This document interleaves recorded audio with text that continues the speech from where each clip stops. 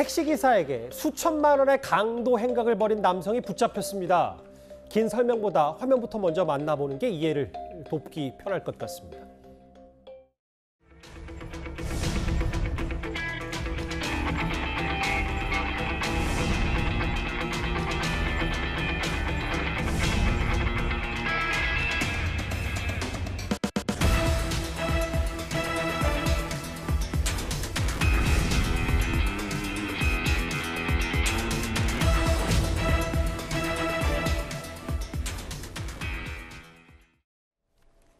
화면 설명 그대로인데요. 먼저 박 변호사님, 이게 사건 개요를 좀 살펴보니까 이 피의자, 택시기사를 회유하는 수법이 꽤 치밀했네요. 그렇습니다.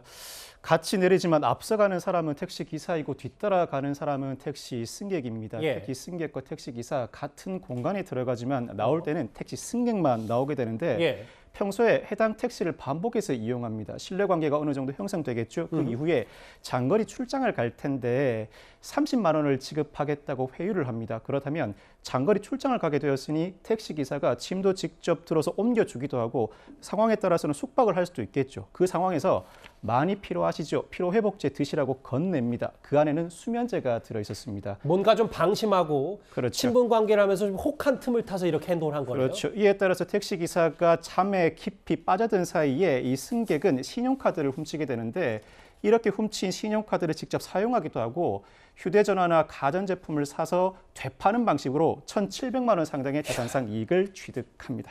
1,700만 원. 근데 이 피의자가 이런 숙박 같이 하면 친분 쌓고 피로회복제 드시라면서 수면제를 탔고 이거 말고도 불과 며칠 전에도 비슷한 수법을 좀 벌인 게 있었다면서요? 나흘 전에 남양주시에서도 같은 수법의 범행을 저지르게 됩니다. 특히나 이 피의자는 6개월 전에 출소한 전과 27범이었습니다.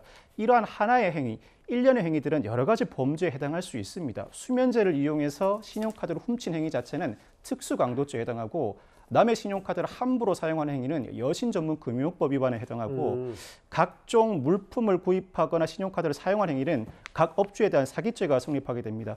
누범 기간에 해당합니다. 출소한 지 6개월밖에 되지 않은 상황인데 특히나 강도 또는 절도 행위를 저지르고 3번 이상 징역형을 선고받았다가 또다시 누범 기간 중에 강도 범죄를 저질렀다면 이 경우에는 법정형이 무기 또는 징역 10년 이상입니다. 가중처벌이 좀 있군요. 그렇습니다. 이 상황이 그 사안에 부합한다면 이 사건에서도 징역 10년 전후가 선고될 가능성이 높습니다. 해당 피의자가 알고 봤더니 여기 보니까 전과 27범으로 써 있네요. 지금 보면 네네.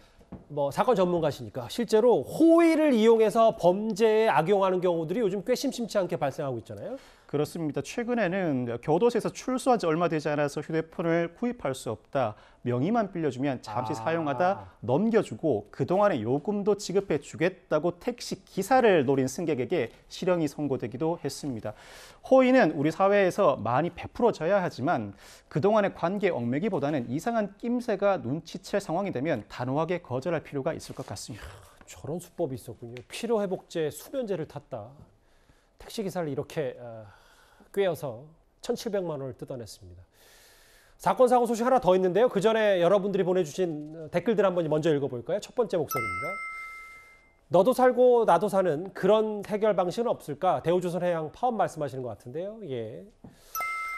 불법파업 피해는 도대체 누가 책임지나요? 하청노조가 책임 면제 요구는 들어줄 게 아니다. 이 말씀을 하시는 것 같습니다. 구조적 문제는 조선업의 문제는 아닙니다. 이렇게 말씀하셨어요. 예. 취임 2달 됐는데 풀어야 할 숙제가 산더미다. 윤석열 정부 말씀하신 것 같고요. 마지막 보겠습니다. 국가 권력에 의한 인권 범죄다. 강제 북송 사건 언급하신 것 같은데요. 댓글 5개 모두 감사드립니다.